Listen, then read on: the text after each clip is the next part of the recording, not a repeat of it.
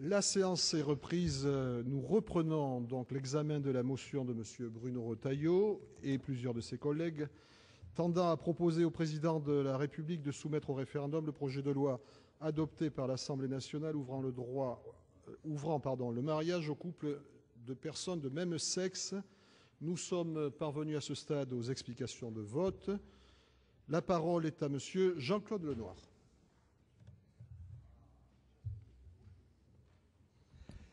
Bien, Monsieur le Président, Madame la Ministre, dans la séquence qui nous occupe présentement au début de cet après-midi, nous sommes amenés à nous prononcer sur la motion référendaire qui a été défendue brillamment par notre collègue Retailleau et qui a donné lieu à un certain nombre d'échanges au cours de la matinée. Je m'en tiendrai, puisque nous aurons l'occasion, dans les jours qui viennent, de débattre sur le fond, plus à fond, de faire des propositions alternatives, éventuellement de modifier le contenu de ce texte. Mais présentement, nous discutons sur la question suivante: est-ce que le texte qui nous est soumis doit être soumis à référendum? C'est-à-dire, est-ce que le peuple français doit se prononcer? Alors, je voudrais aborder ce point en disant à la fois le peuple français doit se prononcer et ensuite le peuple français peut se prononcer. Doit, c'est un devoir, peut, c'est une possibilité, contrairement à un certain nombre de constructions juridiques que nous avons entendues ce matin. Le peuple français doit se prononcer, et je dirais que ce sont les propos de Madame le garde des Sceaux et propos qui ont été étayés par d'autres intervenants qui me renforcent dans cette conviction. Vous l'avez exprimé, Madame la Ministre, c'est un vrai changement de société qui est ouvert avec le texte qui nous est proposé. Et ce changement n'est pas de ces changements qui meublent l'ordre du jour du Parlement et qui donnent lieu à un certain nombre de textes. C'est un changement profond, puisque l'une des bases, même le socle de notre société, c'est la famille. Je le dis devant Portalis, devant son effigie, et rappeler ce qu'il a écrit va sans doute le laisser de marbre. Mais Portalis a écrit: le mariage est la société entre l'homme et la femme qui s'unissent pour perpétuer leur espèce, pour s'aider dans de mutuels secours, pour porter le poids de la vie et pour, enfin, partager une commune destinée. Le fait que vous remettiez en cause la définition même de celui qui a inscrit dans le Code civil de la famille, constituée d'un homme et d'une femme, est un vrai changement. C'est un vrai changement avec des implications sur lesquelles nous aurons l'occasion, au cours des jours qui viennent, des jours et des nuits qui viennent, de nous exprimer. Et rien que sur ce point, le peuple français doit être appelé à se prononcer. Maintenant, la question est: est-ce que le peuple français peut se prononcer? J'ai entendu un certain nombre d'arguments qui laissaient à penser que non, il n'était pas possible d'organiser un référendum sur cette question. Et alors, puisque le président de la Commission des lois veut donner en début de séance un peu de sa voix pour confirmer ce qui a été entendu ce matin, je voudrais souligner deux points. D'abord, l'argument qui consiste à citer Jacques Toubon dans le texte n'est pas très pertinent. Pour une raison simple, c'est que d'abord, les travaux préparatoires qui ont précédé le changement du texte de la Constitution ne peuvent en rien se substituer au texte même de la Constitution. Les travaux préparatoires, nous le savons, peuvent éclairer celui qui lit la Constitution pour le cas où il y a une confusion. Et vous entretenez avec beaucoup d'impatience, avec une constance qui se vérifie à chaque intervention, l'idée qu'il y a confusion autour du mot social. Madame la Ministre, je ne partage absolument pas votre avis. Il n'y a pas de confusion. Vous avancez qu'on aurait dû, en 1995, Et vous vous souvenez, nous étions nous-mêmes à l'Assemblée nationale, nous étions même, Madame la Ministre, dans un même groupe parlementaire qui s'appelait Liberté et Progrès. Eh bien, à l'époque, Madame la Ministre, nous n'avons pas mis le mot sociétal. Mais interrogez-vous sur le mot sociétal. D'où vient-il? Il est entré récemment dans notre vocabulaire. Et en fait, il vient de l'anglais. C'est une transposition du mot societal qui est entré dans notre vocabulaire français. Et le mot sociétal est entré, Monsieur le Président, j'en ai presque terminé. Le mot sociétal est entré dans le vocabulaire anglais assez récemment, à la fin du XIXe siècle. Alors j'ai regardé pourquoi le mot societal est arrivé. Et les étymologistes anglais vous expliquent que c'est une forme aristocratique du mot social. En réalité, c'est un synonyme. C'est même, dit l'un des étymologistes que j'ai lu, une forme pédante du mot social. Pour moi, social et sociétal, c'est la même chose. À partir de là, Madame la Ministre, les textes que nous avons votés ensemble en 1995 nous autorisent parfaitement à saisir le peuple français de l'évolution de la société, de ce changement profond auquel vous aspirez et qui est le contenu même de votre projet de loi. Merci, mon cher collègue. J'invite les intervenants à venir à être plus brefs. Je serai plus intransigeant, car sinon, nous avons un temps qui va déborder. Mais vos explications étaient intéressantes. La parole est à présent à Monsieur Christophe Béchu.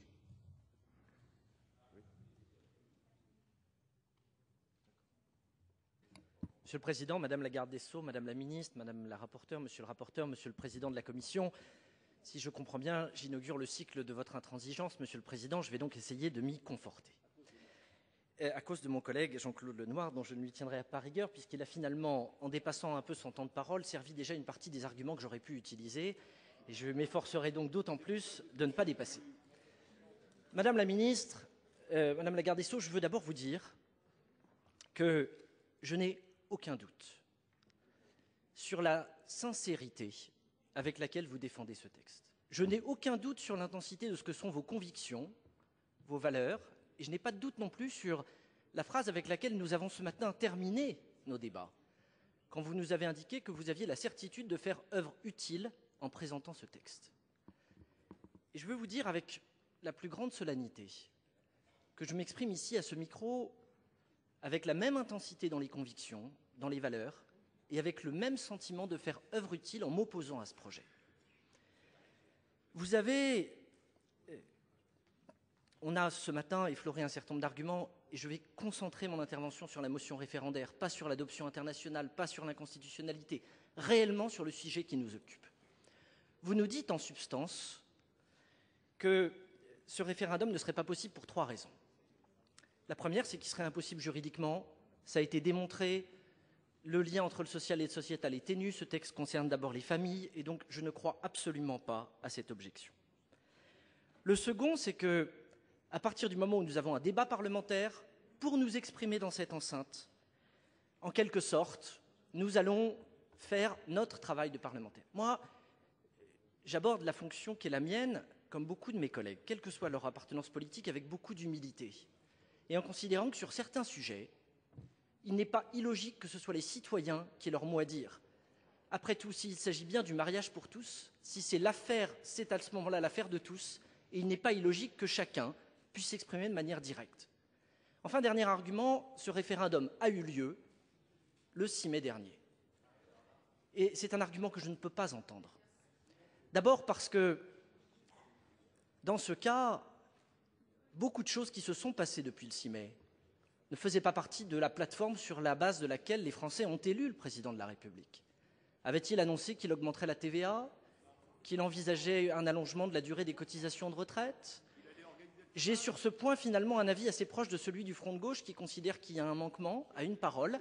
Et j'ai du mal à comprendre qu'on utilise cet argument et celui-là pour justifier que cet engagement, plus que d'autres, aurait en quelque sorte à être sanctuarisé alors que tant d'autres ont fait l'objet de reniements ou d'ajustements compte tenu des éléments, de la réaction de la population ou des corps sociaux. Puis j'aimerais, Madame la Ministre, revenir sur la phrase d'Aimé Césaire que vous avez évoquée ce matin. Une civilisation qui ruse avec ses principes est une civilisation moribonde.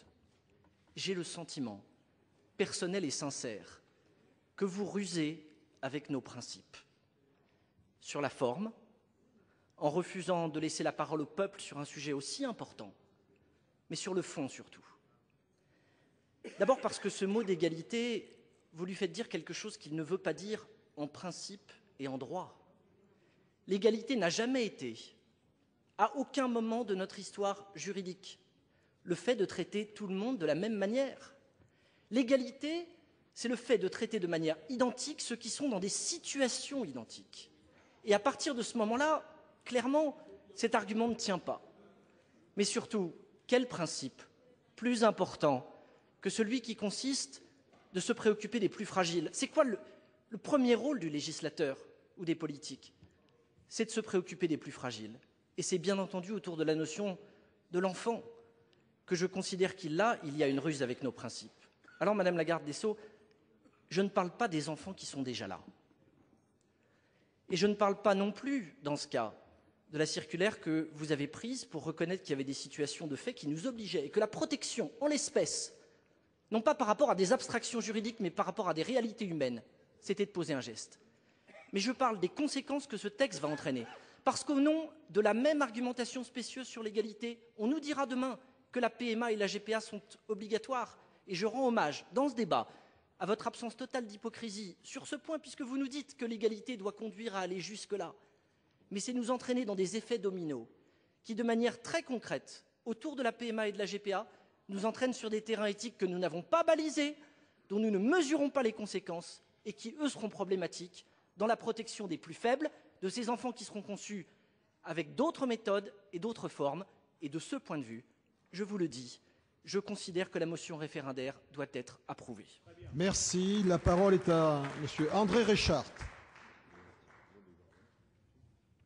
Monsieur le Président, Mesdames les Ministres, mes chers collègues, en qualité d'Alsacien, je ne peux pas ne pas rebondir sur la référence qu'a faite ce matin Bruno Retailleau au référendum auquel sont conviés les Alsaciens dimanche prochain. Comme vous le savez, je pense maintenant tous, parce que les médias nationaux s'en sont enfin emparés, le 7 avril, les Alsaciens sont amenés à se prononcer sur la fusion entre le Conseil régional d'Alsace et les conseils généraux du Bas-Rhin et du Rhin. Certes, on est très loin avec ce thème du mariage homosexuel et subséquemment de la filiation. Pourtant, permettez-moi, en qualité d'acteur engagé dans la campagne référendaire actuelle, et c'est quand même pas très fréquent, une campagne référendaire, on l'a dit ce matin, de vous faire quelques observations, au nombre de 3. La première, c'est que je voudrais vraiment témoigner ici de la soif qu'ont nos concitoyens, je parle des Alsaciens, et je suis sûr des Français, de débattre des sujets qui les préoccupent. Dans le sillage de Philippe Richert, qui, comme vous le savez, porte ce dossier, je parcours matin, midi, soir, lorsque je ne suis pas au Sénat et avec d'autres élus, l'Alsace, du nord au sud, et je participe à nombre de réunions. Je crois que nous devons en être à l'heure actuelle à pas loin de 150 réunions le soir, donc depuis plusieurs mois. Et je voudrais vous dire que le référendum est une opportunité extraordinaire de débattre sur le fond du dossier avec nos concitoyens. Soir après soir, réunion après réunion, nous échangeons nos arguments, nous complétons nos informations réciproques, respectives, et nous nous accordons, et je voudrais insister là-dessus, nous nous accordons sur les éléments du dossier au fond. Le dossier dont je vous parle, cette fusion des 3 collectivités alsaciennes, est un dossier complexe. Quand vous allez dans la rue en disant « est-ce que vous voulez fusionner ?», ils vont commencer par vous poser la question de savoir qu'est-ce que c'est qu'un conseil régional et un conseil général. Donc nous devons absolument échanger sur le dossier, et je peux vous assurer que plus le dossier est complexe et plus on voit l'intérêt de parler le même langage pour décider ensemble. Permettez-moi de vous dire que s'agissant d'un dossier autrement plus complexe, qui est le mariage homosexuel, complété aujourd'hui par l'adoption, on le voit bien. Rappelons-nous que c'est des chiffres qui sont cités à longueur de temps. 53% des Français semblent être favorables au mariage, mais 56% sont défavorables à l'adoption. Il faut qu'on parle bien des mêmes choses. Dans un dossier complexe, complété par l'adoption, demain, comme ça a été dit, par la PMA, par la GPA, qu'on le veuille ou non, compte tenu de la récente jurisprudence de la Cour européenne des droits de l'homme, il y aurait, à n'en pas douter, mes chers collègues, le même intérêt de nous accorder sur le fond, sur les termes du dossier, avant de nous prononcer. Il y va véritablement de l'entendement sur ce dossier entre nous et nos concitoyens. Et deuxièmement, peu importe en fait l'interprétation que l'on donne du mot politique sociale ou sociétale, enfin, de l'article 11 de la Constitution. Moi, ça, excusez-moi, tout en étant docteur en droit, ça me paraît d'un autre intérêt que celui qui se présente à nous aujourd'hui. L'intérêt du référendum, pour moi, est évident pour apaiser le débat, rassembler les Français, comme d'ailleurs indique vouloir le faire le président de la République. Je répète, rassembler les Français, et pour les rassembler, il faut que nous parlions de la même chose. Et enfin, troisième observation, nous avons en outre avec le référendum une occasion magnifique qu'il ne faut pas rater, de rapprocher les Français des hommes et des femmes politiques, au moment même où les Français, du fait d'événements récents, s'interrogent. Et je voudrais vous dire que j'ai passé 2 soirées, avant-hier soir et mardi soir, absolument difficiles, parce qu'au moment où les élus prenaient la parole, dans la salle, nous avions droit à des sarcasmes, et Dieu sait si nous ne sommes pas concernés par la récente affaire sur laquelle je ne veux même pas revenir aujourd'hui. Dès lors, mes chers collègues, je crois qu'il est essentiel que nous proposions résolument au président de la République de soumettre le projet de loi au référendum. Moi, j'ai co-signé cette motion référendaire. Je peux vous assurer, ça fait maintenant déjà quelque temps, je peux vous assurer que ce que je vois autour de moi m'incite à la défendre, vous l'avez compris, becs et ongles. Et mes chers collègues, je souhaiterais vraiment vous avoir convaincu pour que, tous ensemble, nous votions massivement cette motion référendaire. Merci. La parole à Jean-Noël Cardoux.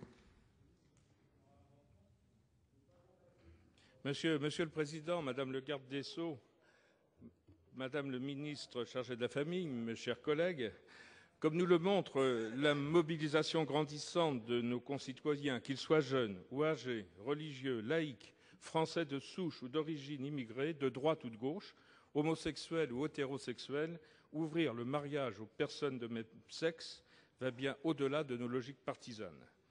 Récemment, le président de la République déclarait, entre guillemets, en ce moment, il y a une radicalité, une montée des excès, une violence dans la rue. Nos concitoyens manifestent dans la rue, à Paris et dans nos départements, ils nous écrivent abondamment. Oui, cher Jean-Pierre Sueur, le nombre de courriers que nous recevons du Loiret est considérable, et même des maires, que vous connaissez aussi bien que moi, sont révoltés par ce qui se passe actuellement. Pouvons-nous rester sourds à leurs attentes plus longtemps ? Pouvons-nous abandonner ce débat à une minorité? Peut-on admettre qu'une association comme LGBT, avec 2000 adhérents simplement, puisse imposer un choix de société qui concerne 65 millions de Français, à moins de considérer comme le rapporteur, M. Michel, je cite aussi entre guillemets, que le fondement du juste est le rapport de force selon le point de vue marxiste de la loi, nous l'avons déjà cité, mais cette phrase me rappelle l'autre phrase de sinistre mémoire, vous avez juridiquement tort parce que vous êtes politiquement minoritaire. Ce n'est ni ma conception ni celle de la loi républicaine. La loi est l'expression de la volonté générale et non de l'envie de quelques-uns. Il ne peut en être autrement si le président de la République que son mandat doit permettre le rassemblement du pays et l'apaisement de la France, comme il le rappelait lors de ses vœux à la jeunesse. Chers collègues, saisissez cet outil, un de plus, proposé par Bruno Retailleau. Cette motion référendaire vient servir la volonté de ce dialogue social tout à fait légitime, si cher à la majorité. Et en effet, ce dialogue n'est pas un obstacle sur le chemin des décisions. Il permet de les prendre librement, de les assumer pleinement et surtout de les appliquer efficacement. Le dialogue doit être un processus constant et cohérent. Ce n'est pas moi qui le dis, mais encore une fois, le président de la République en juin dernier au Conseil économique et social, annonçant la conférence sociale. Mais pourquoi le dialogue ne concernerait-il que les salariés et les entreprises et pas la famille? En quoi ne sont-elles pas légitimes pour être entendues? Parce qu'elles seraient sociétales et non sociales. Je ne reviendrai pas sur le débat, mais simplement signaler que pour le rapporteur de la commission, Mme Beunier, soit légitime, il faudrait changer notre nom et appeler la commission des affaires sociales et sociétales. Si vous avez refusé ce référendum jusqu'à maintenant, serait-ce que parce que vous craignez un rejet majeur de la politique du gouvernement et de ses façons de faire? Pensez-vous véritablement que la pression de la rue retombera une fois le texte adopté sans consultation référendaire? Je vous invite à écouter à nouveau les propos du président de la République, qui n'était pas à l'époque, en 2006, concernant le CPE. Quand il y a des milliers de citoyens, jeunes ou moins jeunes, aussi mobilisés, à quoi sert d'attendre la prochaine manifestation? Il suffirait d'un mot, un seul, que le pouvoir hésite à prononcer, l'abrogation. C'est un gros mot pour la droite, mais quand on fait une erreur, il faut savoir l'effacer. C'est François Hollande en 2006. Donc si la motion référendaire est rejetée, j'espère que l'abrogation ne deviendra pas un gros mot pour la gauche. Ce débat dépasse largement les frontières des partis politiques. Or, il est à craindre que plusieurs parlementaires de la majorité, tels Janus, ne puissent exercer leur liberté de conscience et exprimer par leur vote leur opposition au texte, et ceci en application du règlement du Parti socialiste. Vous avez constaté qu'à l'UMP, la liberté de parole et de choix est parfaitement libre, comme l'a exprimé Alain Milon hier. La colère de la rue et les pressions multiples sont une chose, la liberté de conscience en est une autre, elle est l'honneur du Parlement. Aussi est-ce à cette liberté que j'appelle. Je n'imagine pas que votre vote puisse être motivé par d'autres raisons que par le bien commun et l'intérêt national. Peut-on imaginer qu'une personne sans racines puisse se développer sainement? Depuis la nuit des temps et dans toutes les sociétés, le mariage homme-femme a toujours été le socle pour bâtir la cohésion des nations. Nul ne pouvait imaginer la conception d'un enfant en dehors d'un couple homme-femme. Aujourd'hui, on nous propose de libérer l'homme de sa condition naturelle par la culture et par la technique. Chasser le naturel, il reviendra. Ainsi, plus le droit de la famille s'est fragilisé, plus les recours en expertise génétique se sont développés pour établir les liens de filiation, et alors que se profile le passage d'une filiation intrinsèque à une filiation octroyée, parallèlement, tout le monde s'accorde à revendiquer la levée du secret des origines. Mes chers collègues, au nom du bénéfice que la majorité d'entre nous a connu d'avoir ses géniteurs comme parents, je vous invite à faire le choix le meilleur pour l'enfant. Au-delà de tout calcul politicien, nous devons sans cesse nous poser la question quel monde a cessé nos enfants? Voilà pourquoi je soutiendrai la motion de Bruno Retailleau. Merci. La parole à Marianne Deségaux. Je vous remercie, Monsieur le Président, Mesdames les ministres, mes chers collègues. Pour moi, le peuple français doit se prononcer. Je voudrais en effet vous rendre attentif au fait que personne dans cet hémicycle, quels que soient les bancs sur lesquels il siège, personne ne peut affirmer qu'il a bien un mandat de ses électeurs pour décider de ce sujet du mariage pour tous. Nous sommes élus les uns et les autres en fonction de nos positions politiques, économiques, sociales, sur la gouvernance des collectivités, sur leurs compétences, sur tout ce que vous voulez. Mais aucun de nos électeurs n'a eu, au moment de notre élection, connaissance de notre position dans ce domaine. Et on peut prendre n'importe quel département et on peut écrire à tous les maires pour savoir si vraiment ils nous ont mandatés pour voter ceci ou cela. C'est d'ailleurs la raison pour laquelle, mes chers collègues, il y a dans chaque camp politique des positions différentes et des positions opposées. Aussi, donner la parole au peuple, qui la réclame très largement, serait tout simplement juste et prudent. Car vous le savez bien, une vraie réforme de société, elle ne peut qu'avoir été pensée, réfléchie, mais surtout, je dirais, conçue que de manière consensuelle. Et il n'y a là aucune démission de notre fonction de législateur. Parce que si le peuple dit oui dans ce référendum, eh bien sûr que nous aurons forcément à légiférer. Ça ne suffira pas qu'ils disent oui. Il faudra bien évidemment légiférer et nous serons dans notre rôle.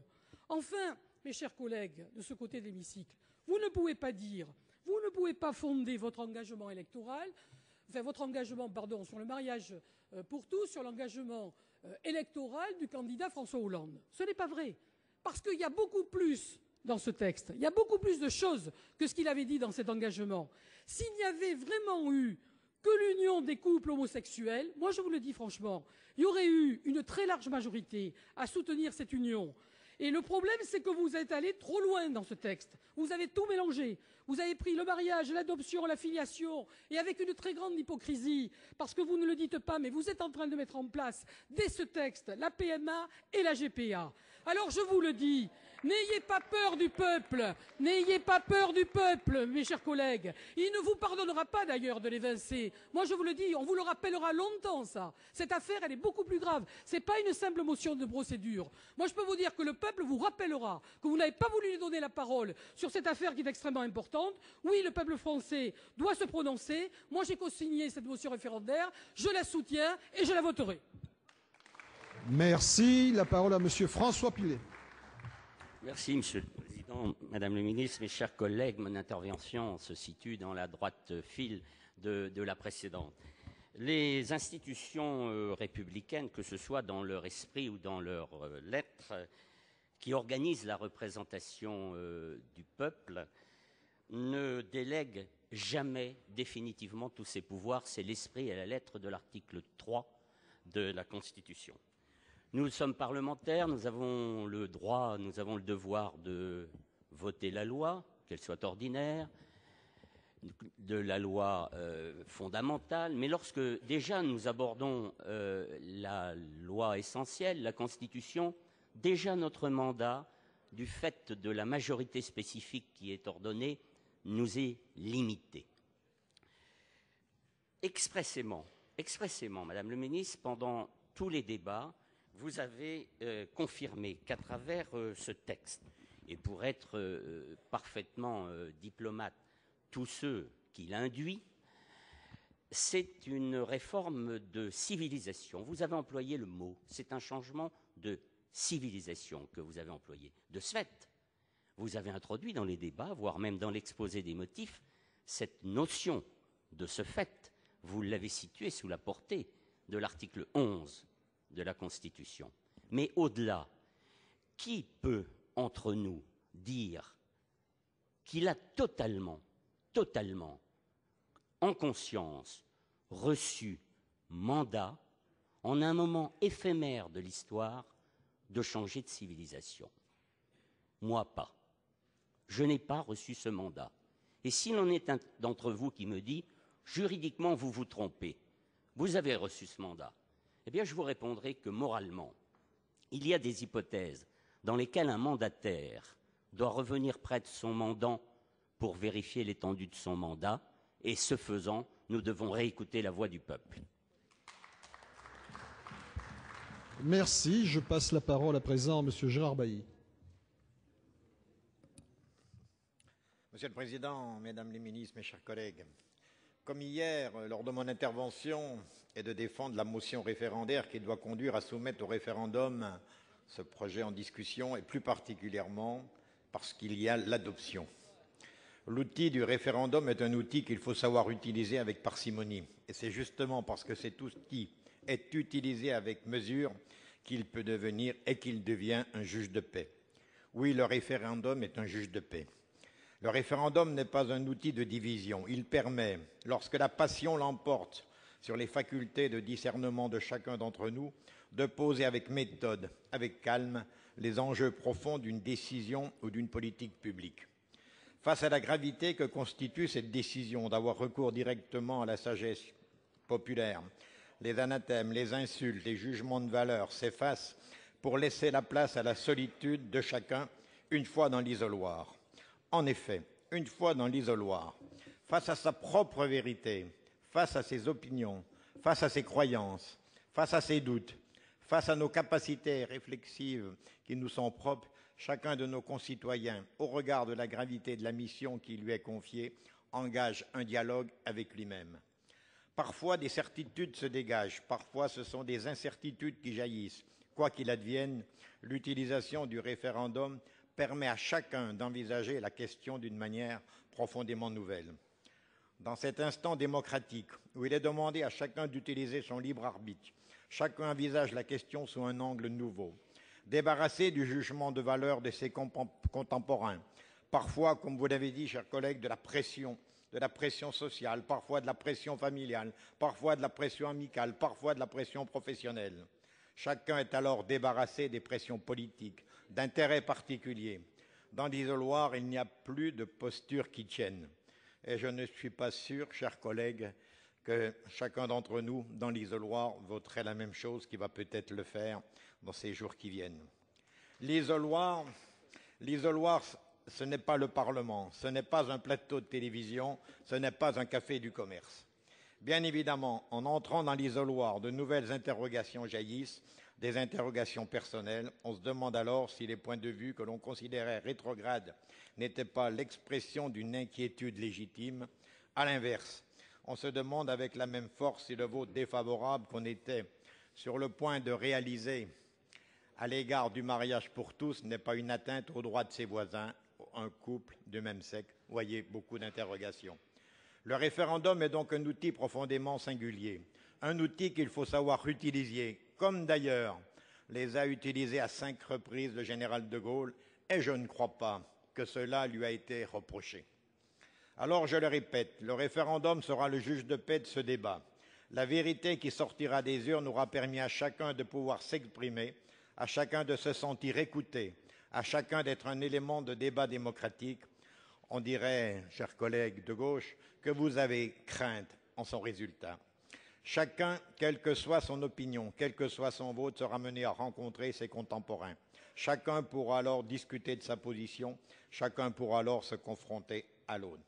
Ce référendum permettra de réconcilier les Français avec la politique, de réconcilier les Français avec le débat public, de réconcilier les Français avec leurs contemporains possédant un point de vue parfois opposé. Avec le référendum, nous mettrons fin aux agitations que connaît notre pays. Nous mettrons fin aux prêches de ces sociologues officiels qui nous disent que le débat n'a pas lieu d'être. Nous mettrons fin aux batailles de chiffres, de pourcentages pour ou contre le mariage, pour ou contre le nombre de manifestants, 300 000, 1 400 000 des différentes parties. Nous mettrons fin aux tirades de ces leaders d'opinion sur la réalité politique de la France, qui savent mieux que personne ce que pensent les Français. Chers collègues, sur un sujet si important, revenons aux fondements de la Ve République, revenons au référendum. Voilà pourquoi, chers collègues, je voterai cette motion. Merci. La parole à Madame Marie-Thérèse Bruguière.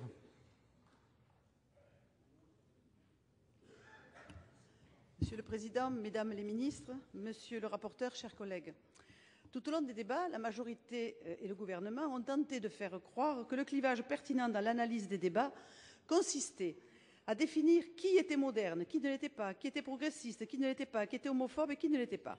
Or, il suffit à chacun de lire les comptes rendus des séances à l'Assemblée nationale et au Sénat pour réaliser que les oppositions sont beaucoup plus subtiles, qu'elles existent au sein des différentes institutions et différentes disciplines, philosophiques, religieuses, etc. J'ai moi aussi, bien évidemment, mon opinion sur cette question, mais je regrette avant tout, c'est la place qui est laissée au débat sur un sujet aussi important. Alors que le gouvernement se fait un devoir de relayer l'opinion d'une minorité, il s'obstine à ne pas vouloir écouter nos nombreux concitoyens qui défilent dans Paris. C'est pour cette raison que je crois qu'il faut, sur ce point, rendre la parole aux Français. C'est l'objet de cette motion référendaire. Il est important de redonner la parole à nos concitoyens pour qu'à la lumière des discussions que nous avons eues ici et au Palais Bourbon, ils puissent enfin s'exprimer sur cette réforme. Je comprends bien que vous craigniez cette confrontation, car dès le départ, vous n'avez eu de cesse d'en dissimuler les conséquences. Conséquences en termes de filiation, en ce qui concerne la fragilisation de la présomption de paternité, en ce qui concerne l'élargissement de la PMA et le recours à la GPA comme en conséquence directe du droit à l'enfant au nom de l'égalité. Vous avez tenté également de leur faire croire que ce texte ne concernait que les couples de personnes du même sexe, mais ils ne sont pas dupes. Ils demandent déjà des comptes par milliers. Quels arguments oserez-vous leur opposer? Il est normal que le débat se joue désormais sur la place publique, comme nous l'avions souhaité dès le départ sur les recommandations de l'Académie de sciences morales et politiques.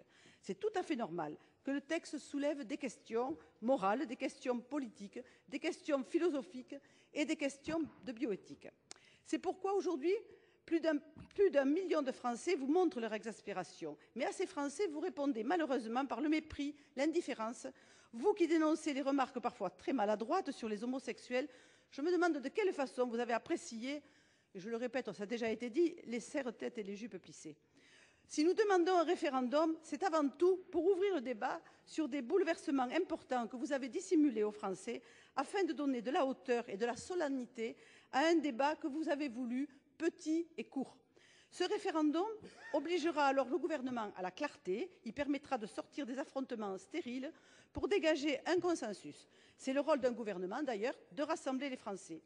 Je ne comprends pas très bien pourquoi vous refusez la facilité du référendum alors que tous les sondages que vous avez commandés afficheraient une acceptation majoritaire de cette réforme. Ce serait pourtant une aubaine pour vous que de pouvoir balayer toutes les oppositions en une seule procédure. Certes, il faut du courage politique, mais enfin, où est passé votre sens du dialogue social? Peut-être craignez-vous que la majorité de nos concitoyens pense que ce texte marque un changement historique dans l'institution de la famille et du mariage en instituant injustement une société dégorgeant de droits, droit à l'amour, droit à l'enfant, droit à la parenté. Quoi qu'il en soit, je crois qu'il est important que les Français puissent exprimer la souveraineté qu'ils détiennent en vertu de la Constitution qui dispose dans son article 3 que la souveraineté nationale appartient au peuple qui l'exerce par ses représentants et par voie du référendum. Or, puisque les débats tels qu'ils se déroulent empêchent le consensus, je crois fermement qu'il est important que nous ayons recours au référendum sur ces questions qui engagent le destin de la nation. C'est pourquoi, mes chers collègues, je vous demande de voter cette motion référendaire pour que les millions de Français qui ont montré leur opposition puissent s'exprimer. Merci. Merci. La parole à Jean-François Husson.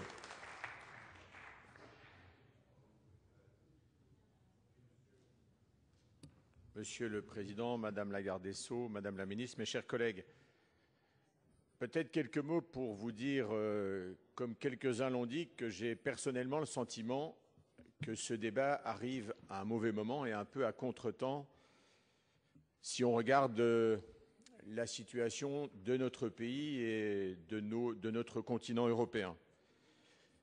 Vous n'y êtes pour rien, mais c'est quand même dans le fond de la carte du paysage dans lequel on travaille aujourd'hui. Et puis vous faire une première remarque sur la manière assez différente dont vous avez appréhendé le débat du mariage dit pour tous, du débat pour la fin de vie. Et j'aurais préféré la méthode du débat sur la fin de vie, puisque vous avez souhaité confier une réflexion à différents experts pour qu'ils puissent éclairer nos assemblées avant de nous prononcer. Et puisqu'il s'agit, je le dis avec détermination et fermeté, pour ma part et pour notre part, de défendre la motion référendaire, je voudrais, Madame la Garde des Sceaux, vous faire part, moi aussi, de l'étonnement qui a été le mien lorsque vous avez utilisé ce matin le mot de ruse concernant ce que vous avez appelé, de vos mots, projet de civilisation. Croyez-moi, croyez beaucoup de Françaises et Françaises, il n'y a dans ce débat et dans ces positions, expressions différentes, ni ruse, ni malice. Simplement, il y a derrière cette demande une volonté légitime de participer au débat démocratique et d'exprimer en responsabilité et en conscience nos convictions, quand bien même, et je le conçois, elles puissent être différentes. Et de grâce, n'opposez plus des modernes à des gens qui seraient archaïques, les forces de progrès à différents conservatismes, pour ne pas dire, puisque vous l'avez souvent dit dans le passé, l'ombre à la lumière. Le débat, ça a été démontré ici même hier et encore ce matin dans les expressions des uns et des autres, le débat vaut bien mieux. Puisque vous défendez le mariage dit pour tous, autorisez aussi, et peut-être d'abord, l'expression de chacune et de chacun d'entre nous. Et cette motion, dans cette demande de motion référendaire, je vous pose une question. Si vous la refusez, qu'avez-vous à craindre? Par nature, et vous l'avez rappelé les uns les autres, le peuple de France, dans son expression démocratique, lorsqu'il s'exprime et au moment où il s'exprime, il a, dans son expression, toujours raison. C'est la base même de l'expression démocratique. Certains d'entre vous, d'ailleurs, dans ces démarches, sont allés beaucoup plus loin. On ne l'a pas entendu, je suis surpris. On n'entend plus beaucoup parler de démocratie dite participative. C'est finalement le peu de considération du gouvernement et du chef de l'État qui a trouvé peu de temps, dans des journées pourtant certes bien remplies, mais de temps disponible pour recevoir celles et ceux de nos concitoyens, militants du monde associatif et donc expression du peuple de France. Ils méritent davantage que moins d'une demi-heure, alors qu'ils ont su organiser des manifestations pacifiques, sereines, dignes à Paris. Et notamment la deuxième, permettez-moi de vous dire que je goûte peu la manière dont vous avez parqué, rue de la Grande Armée, des Français qui simplement voulaient exprimer une différence. Oui, ben oui, parce que quand on ne peut pas défiler, on fait du surplace. Ben je suis désolé, mais c'est quand même comme ça. Alors, mes chers collègues, je vous demande simplement et sereinement, Madame la garde des Sceaux, de faire confiance aux Françaises et aux Français, à leur sagesse. Et je vous le dis, l'expression du peuple vaut mieux que tous les sondages. Et si je peux vous faire une demande, reprenant celle que d'autres avant moi ont exprimée, n'ayez pas peur. Merci. La parole est à notre collègue Jackie Pierre.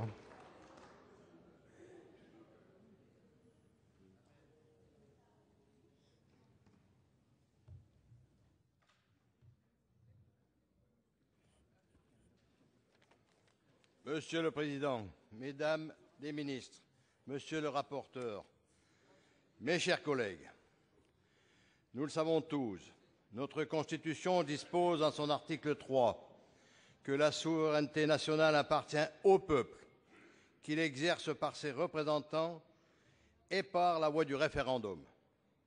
Sur ce sujet, le général de Gaulle, dont vous conviendrez qu'il n'est pas vraiment étranger à son instauration, disait d'ailleurs ceci: le référendum, enfin, institué comme le premier et le dernier acte de l'œuvre constitutionnelle, m'offrirait la possibilité de saisir le peuple français et procurerait à celui-ci la faculté de me donner raison ou tort sur un sujet dont son destin allait dépendre pendant les générations. Dans le cas qui nous occupe aujourd'hui, je crois que le destin des Français est justement engagé de génération en génération. Voilà donc l'objet de la motion que nous présentons. Redonner à nos concitoyens la parole, alors qu'ils en ont été privés depuis le début de ces discussions. Le choix de faire taire l'opinion des Français, vous l'avez fait pour deux raisons, toutes les deux illégitimes. Vous avez tout d'abord tenté de nous faire croire que la majorité des Français n'était pas intéressée par la présente réforme. À ce moment, je relève d'ailleurs que vous ne manquez pas de contradictions, puisque vous considériez que ce texte était d'intérêt général, qu'il faisait progresser la France dans le chemin vers l'égalité totale des droits, et d'un autre côté, vous ne jugiez pas utile de dialoguer avec toutes les familles de France. C'est assez étrange, vous en conviendrez. Alors que les débats relevaient l'envergure des bouleversements que la réforme induisait dans l'institution de la famille et du mariage, dans notre droit de la filiation et dans les orientations que nous avions prises jusque-là en matière de bioéthique, vous coupez court à vos tergiversations en vous radicalisant. Le président de la République a décidé, lui, de s'enfermer à l'Élysée sans écouter les Français. Le gouvernement monopolise le débat à l'Assemblée et certains parlementaires méprisent les opposants au projet. Mais que devenir la France? Merci.